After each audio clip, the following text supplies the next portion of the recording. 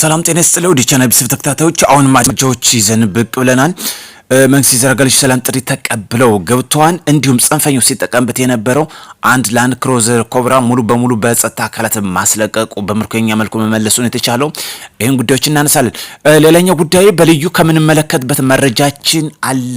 በተለይ ባየቀን ነው ዋና አላፊ ወይም ደግሞ የበላይ ዘለቀ እዝ ምክትል ሰብሳቢ የነበረውን እሱን በማስወገድ ዮሐንስ ንጉስን ማንገሳቸው ወይም ደግሞ ሰብሳቢ ማድረጋቸው ተሰምቷል።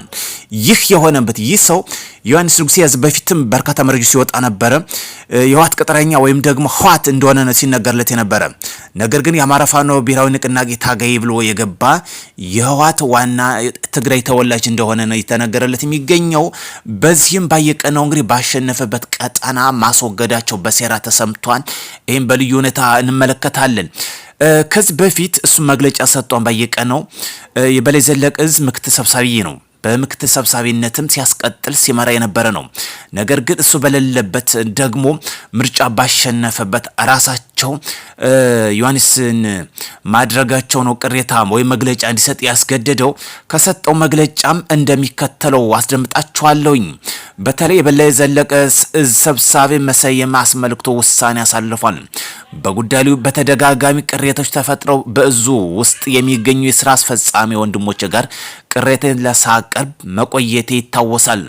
በዋናነት ሰብሳቢ ካልሆኝ ሙቼ እገኛል የሚል የሞት ሽረት ጥያቄና ቅሬታ ሳይሆን ትግላችን መርህና አሰራርን በመጣስ እንዳይጓዝ ከፈለገ አኳያ ቀጣናዊ ውክልና በመግፋት ጭምር የተካሄደበት ድል ስለላ በምርጫ ፈጽሞ ልወዳደር ከማይገባ አካል ጋር ተወዳድሬ በሁለት ድምጽ ያሸንፍ መሆኔን በተደጋጋሚ ከገለጹበት ሁኔታ እንዲህ ያለ አይናውጣ ከእውነት የራቀ ግልጽና ህግን መርህን የገፋ ውሳኔ ተወስኖ መቅረቡ ወንድሞችንና ተቋሙን ጭምር እንድጠራጠር አድርጎኛል ይላል። በመሆኑ በዛሬው ዕለት በፖሊቲ ቢሮ አመራር ወንድሞቼ የተሰጠ የተባለው ውሳኔ በፍጹም የማልቀበለው መሆኑን እያሳወቅኩኝ በ24 ሰዓት ውስጥ የውሳኔ ለውጥ ካልተደረገ መግለጫ በመስጠት ራሴን አማራጭ ለመውሰድ እንደምገደድ በጥብቅ አሳስባለሁ። አስመስሎ በውሸትና በማጭበርበር ከመኖር የእውነት መሞት ትልቅ ክብር ነው ሲል አርበኛ ባየቀነው የበላይ ዘለቀ እዝ ምክትል ሰብሳቢ አሳውቋል። ይህን መግለጫ እንዲሰጥ ያስገደደው በዋነኛነት የበላይ ዘለቀ እዝ ምክትል ሰብሳቢነት ራሱ አሸንፎ በሴራ ዮሐንስን አድርጎ መሾማቸው ነው። ዮሐንስ ንጉሱ ባጭሩ ትግራዊ ነው፣ የትግራይ ሰው ነው። ነገር ግን በሴራ ሰርጎ ገብ ነው። ወልቃይት ላይ ያለው እኮ የወልቃይት ዘብ እንዲፈርስ እኮ ብዙ ሴራ አድርጓል። የነ ደብረጽዮን አቋም ያለው ሰው ነው። ስለዚህ ትግል ባጭሩ የተሸጠ ትግል መሆኑን በግልጽ የሚያሳይ ጉዳይ ነው። ባየቀነው ጎንደር ነው፣ የጎንደር ልጅ ነው፣ ጎንደር ተወልዶ ያደገ ነው፣ የቋራ ሰው ነው እንደሆነ ነው የሚነገርለት። ነገር ግን በሴራ ዮሐንስ ንጉስን ማንገሳቸው ነው። ይሄ ነው ትግሉ የተሸጠ ነው። ፍቅር ሙሉ የምን የተናገረበት ጉዳይ ነው። ትግሉ በሴራ ተሽጧል፣ ትግሉ በሴራ የተያዘ ጉዳይ እንደሆነ የተናገረበት ነው። ባየቀንም አሁን ይሄን ጉዳይ ነው የራሴን አማራጭ እንደወስድ ያስገድደኛል ያለበት ጉዳይ ነው። ፋኖ ነፃ እናወጣለን የሚለው ትግራይ ነፃ እናወጣለን ቢሉ ይቀላቸዋል። አማራ ነፃ እናወጣለን ከሚሉ ትግራይን ነፃ እናወጣለን ቢሉ የሚቀላቸው ይሆናል።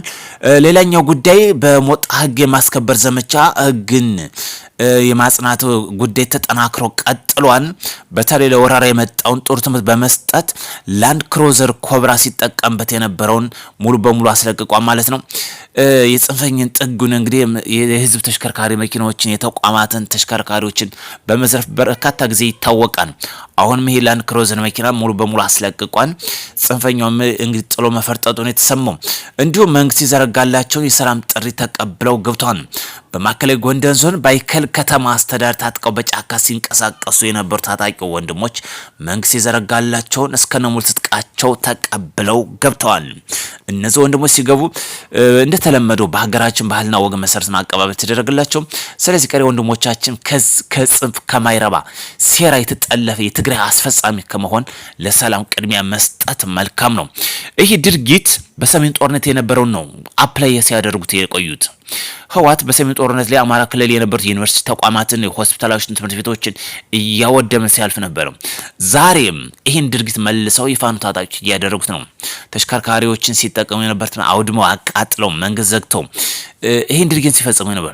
ኢቨን እንኳን እነዚህ የጭነት ተሽከርካሪዎችን ሰሊጥ የጫኑት እያወደሙ ያለፉበት ጉዳይ ነው። ትምህርት ቤት ተቋማትን ይህ የጽንፈኝነት ጥግ የሚያሳየው የህወሓት ቅጥረኛ መሆኑን ስለሚገልጽ ነው። ከህወሓት የደገሙ መልሶ ራሱ ሲደግም በአይናችን ያየንበት ጉዳይ ነው። ስለዚህ ትግሉ የተሸጠ መሆኑን በግልጽ ያሳያል። ምንም ትንተና የማያስፈልገው ጉዳይ ነው። ትናንት ህወሓት ሲያደርግ የነበረውን ዛሬ በአማራ ክልል መልሶ መድገማቸው ምን አይነት ትግሉ ለህወሓት ቅጥረኛ መሆኑን የሚያሳይ መሆኑ በግልጽ ያመላክታል። ስለዚህ ዛሬ ወንድሞች መንግስት ይዘረጋለች በማዕከላዊ ጎንደር ታጥቀው ሲንቀሳቀሱ የነበሩት የሰላም አማራጭ ስለመረጡ በእጅጉ እናመሰግናለን። ባየው ቀነውም እንግዲህ የዘጣ ፈንታ እንዳይገጥሞ በእጅጉ እንመኛለን። በተለይ የዘጣ ፈንታ ስንል ወንድሞች በርካታ ጎንደር ላይ በሴራ ራሳቸውን ያጡበት ሁኔታ አለ። በርካታው የፋኖ ታጣቂዎች እነ ከፍ ያሉ ደሴም እንኳን አንዱ በሴራ ነው የተሸኙበት። የሀገር መከላከያ ሰራዊት ኃይል እርምጃ ወሰደበት። ይሄ ባይቀኑም አሁን በሴራ እንግዲህ ሊሸኙት ይችላሉ። መንግስት ይዘረጋልን ሰላም ጥሪ ጓዶችን ዞ እስካልገባ ድረስ ይሄ መልካም መንገድ እስካልተጠቀመ ድረስ አንዱ የዘጣ ፈንታ ጉዳይ ይገጥመዋል። ምክንያቱም እኛ ያስቀመጠልን ተጠቅም ነው እነ ዘመነ ካሴ ህወሓት ያስቀመጠለትን ተጠቅም ወይም ደግሞ ምርጫ ተከተል ነው። ለዚህ ደግሞ ዋነኛ የመንግስት የሰላም ጥሪ መቀበል ትልቁ መፍትሄ ነው። ትግሉ የህወሓት ቅጥረኞች ናቸው። ባጭሩ ዘመነኩ ይታወቃል። ህወሓት ያሳደገው ቅጥረኛ እንደሆነ ይታወቃል። የህወሓት አባል እንደነበርኩ ይታወቃል። ህዝብ በፊት የትን ሲሰራ ነበር። ዋና ካቢኔ አለቅላቂ ላይ ነበር። ዛሬ ግን ካቢኔ ሲያሳድድ ይኖራል። ዛሬ ካቢኔ ሲለቅም ትምህርት ቤቶች ተቋማቶች ሲያወድም ይኖራል። ይህ ቅጥረኛነቱ በግልጽ ያሳያል። በግልጽ የሚያሳይ ጉዳይ ነው። ውድ ቻናል ተከታታዮች ለሰላም ዘብ እንቁም፣ ሰላማችንን እናጽና። በሰላምና በልማት ብቻ ለውጥ የሚመጣው እንጂ በፖለቲካ ጩኸት ሀገር አትለወጥም። ፖለቲከኞች ሀገር አይለውጡም። ፖለቲከኞች ሀገር ሊለውጡ የሚችሉት የስራ የሰላም ራዕይ ሲያስቀምጡ ብቻ ነው። አሁን ጠቅላይ ሚኒስትሩ ይሄን እየተከተለ ያለ የስራ ራዕይ ያለው የሰላም ራዕይ ያለው። ለዚህ ደግሞ የሰላም ስንል የታጠቁ ወንድሞች በተናጠል በግሩፕ ሲመጡ ለሰላም ቅድሚያ ሰጡ እየተቀበለ ይገኛል። ሲቀጥል ደግሞ ለሰላም ደግሞ አሁን የምንመለከታቸው የልማት ተቋማት ለውጦች አንዱ ባስቀመጠው ራዕይ እየሰራ እያስፈጸመ ስለሚገኝ ነው እንጂ 4 ኪሎ ጫካ ተቀምጦ በመጮህ የሚመጣ ለውጥ አይኖርም። ውድ ቻናል ቢስብ ተከታታዮች ታጥቃችሁም ትንቀሳቀሱ ብዙ ትምህርት አለ። ከራሳችሁ በራሳችሁ ያስተምራችኋል። በየቀኑ አንዱ የገጠመው ጣፋንታ ይህ ነው። በሌላ መረጃ እስክንገናኝ መልካም ቀን እንዲሆንላችሁ ከወዲሁ እመኛለሁ።